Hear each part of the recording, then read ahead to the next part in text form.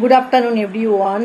বলো তোমরা কিরম আছো? আজকে আমার বাড়িতে আমি নিজে একটু পুজো করছি। সেটা হচ্ছে জানো তো, মাতা রানী মানে মা কালী, মা সরস্বতী, মা লক্ষ্মী সবই বলতে পারো। তাই মা লক্ষ্মী, মা সরস্বতী ওনাদেরকে আমি আজকে পুজো করলাম। পুজো কমপ্লিট হলো। এবার আমি একটু ওনাদেরকে কিছু খাবার বানিয়ে দেবো, আর সেটাই আমি আজকে গ্রহণ করব। তো সেই খাবারটাই হবে। তারপরে আমি এখন চা খেলাম আর একটু আমের শরবত খেলাম। এরপরে আমি বানাবো। তো আজকে তোমরা পারলে বড় ঠাকুরের মন্দিরে গিয়ে ৮০টা প্রদীপ না জ্বালতে পারো, ৮০টা মানে বাতি দিয়ে একটা প্রদীপ জ্বেলে আসবে, যাতে সারা রাত্রি জ্বলে, বা অশ্বত্থ গাছের গোড়ায় এইটা তোমরা করতে পারো।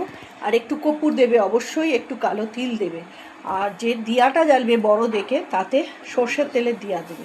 ঠিক আছে, এইটা যদি করতে পারো তো তোমাদেরকে জানালাম শনি অমাবস্যা, শনিদেবের জন্মদিন, হ্যাপি বার্থডে শনিদেবের।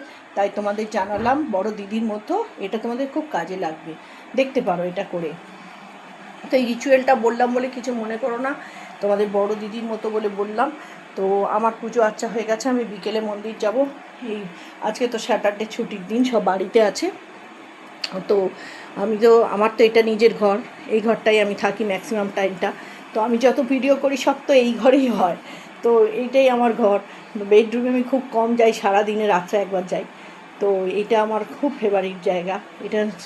এটা আমার প্রাণায়ামের মানে জায়গা। এখানে আমি ঠাকুরকে ডাকি, বসি, সারাদিন কাটাই। এখানে গান শুনি, ডাইনিং স্পেসে থাকি আর এখানে থাকি। তোমাদেরকে বললাম আজকে happy Saturday, happy birthday hope Shanidev. তো তোমরা জানিও যে ফলানি অমাবস্যা। তো সেই জন্যই মা কালীকে, বড় মার কাছে তো যেতে পারলাম না, তা বড় মাকে আমি একটু এই পুজো দিয়েছি এখানেই, আর কিছু করার নেই। তো চলো এবার আসি, টাটা বাই বাই, আবার দেখা হবে তোমাদের সাথে। এই রিলসটা করলাম, রিলসটা দিলাম। তো দেখো তোমরা সবাই, আর এই রিচুয়ালটা মাথায় রেখো। Tata bye bye.